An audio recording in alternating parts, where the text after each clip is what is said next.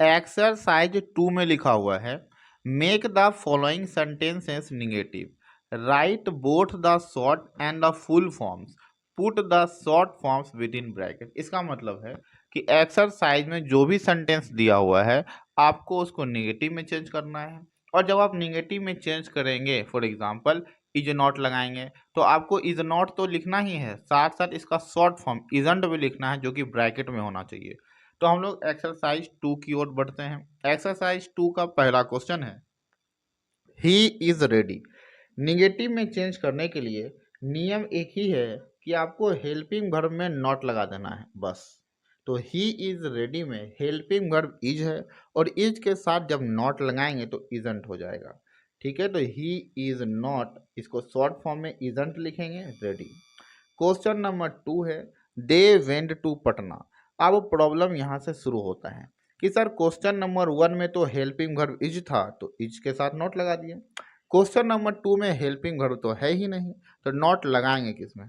तो याद रखिएगा, यहाँ पे जो वर्ब है वेंट, गो वेंट, गो का दूसरा रूप वेंट है, मतलब कि V2 है। और जब भी V2 आए किसी सेंटेंस में तो हेल्पिंग वर्ब के लिए डिड का यूज करते हैं।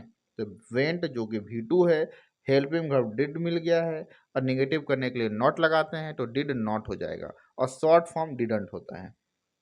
Question number 3, you are right. इसमें कोई प्रॉब्लम भी नहीं है, हेल्पिंग वर्ब के रूप में आर है और नॉट लगाएंगे तो आर नॉट हो जाएगा, शॉर्ट फॉर्म में आरंट लिखते हैं। 4 नंबर है, the girl is tall. The girl is not toll, is not को इजंट लिखते हैं। क्वेश्चन नंबर 5 है, mister Sen can stay here. तो कैन के साथ नॉट लगा देना है, कैन नॉट हो जाएगा, शॉर्ट फॉर्म कांट होता है। 6 number, Mintu has a new skirt. इसका जब निगेटिव होगा तो इसका बनेगा मिंटू डज नॉट, इसको शॉर्ट फॉर्म में डजंट लिखेंगे, हैव अ न्यू स्कर्ट। अब बहुत सारे बच्चों को दिक्कत आएगा कि सर हैज है तो आप हैज़ नॉट क्यों नहीं लगाएं, डज नॉट क्यों लगा दिए और कैसे लगा दिए? तो याद रखिएगा, जब भी किसी सेंटेंस में हैज हो, हैव हो और हैड हो, अगर इसके बाद वर्ब है, फॉर एग्जाम्पल एक सेंटेंस बोलते हैं, आई हैव सीन यू, तो हैव के बाद सीन आया ना, सीन जो कि यहाँ पे वर्ब है, तो इसीलिए हम लोग यहाँ पे हैव को हेल्पिंग वर्ब की तरह यूज करेंगे। लेकिन हमारे सेंटेंस में क्वेश्चन नंबर 6 में हैज के बाद कोई मेन वर्ब नहीं है, और जब भी किसी सेंटेंस में हैज हैव हैड के बाद मेन वर्ब नहीं आएगा तो हैज हैव हैड को हेल्पिंग वर्ब के रूप में यूज नहीं करना है। ठीक है, तो यहाँ मिंटू हैज़ अ स्कर्ट, इसका आंसर हो जाएगा मिंटू डज नॉट। अब बात आता है, ठीक है सर, चलिए समझ में आ गया कि हैज़ हैव हैड के बाद मेन वर्ब नहीं रहेगा, तो हैज हैव हैड को हेल्पिंग वर्ब की तरह यूज नहीं करेंगे, लेकिन डज कैसे लगा देंगे? मिंटू जो कि नाम है, और नाम के साथ हम लोग डज का ही यूज करते हैं, तो हो जाएगा डज नॉट।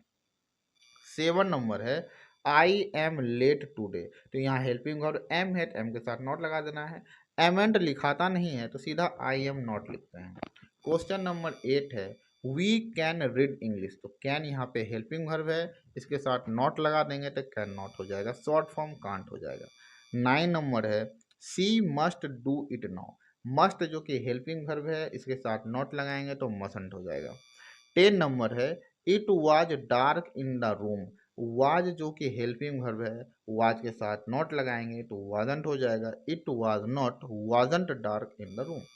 11 नंबर है, there was a strong wind yesterday.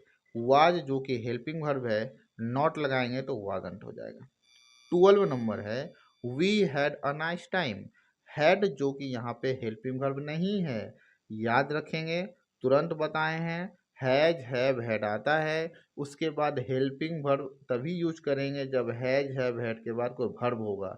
यहाँ पे हैड के बाद कोई मेन वर्ब नहीं है, इसलिए हैड को भी हेल्पिंग वर्ब के रूप में यूज नहीं करेंगे।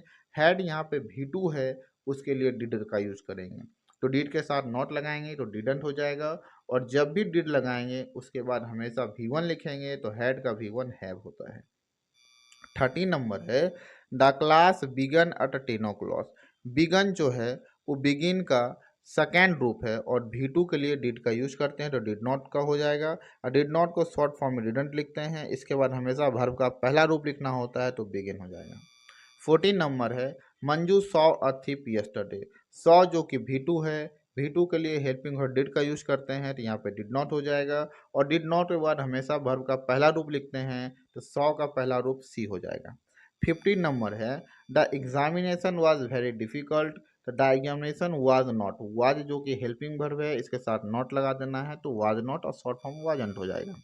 16 नंबर है we have a television set. अब यहाँ पे भी ध्यान देना है कि सर इस सेंटेंस में हैव के बाद हेल्पिंग वर्ब का यूज करेंगे या नहीं, तो नहीं करेंगे।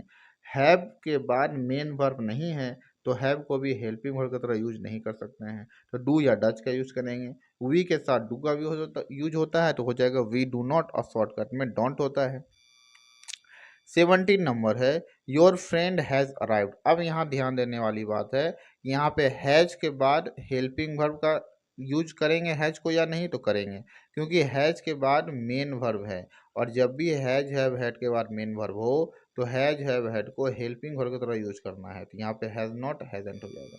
18 नंबर है I found that book very interesting. Found जो कि V2 है तो यहाँ पे हम लोग हेल्पिंग वर्ब के रूप में डिड नॉट का यूज करेंगे, और शॉर्टकट इसका डिडंट हो जाएगा, और डिड नॉट के बाद V1 का यूज करते हैं तो फाउंड का V1 फाइंड हो जाएगा। 19 नंबर है miss Sinha arrived at 8 o'clock। Arrived जो कि V2 है, V2 के लिए डिड नॉट का यूज करते हैं, और डिड नॉट के बाद हमेशा वर्ब का पहला रूप लिखते हैं तो अराइव लिख देना है।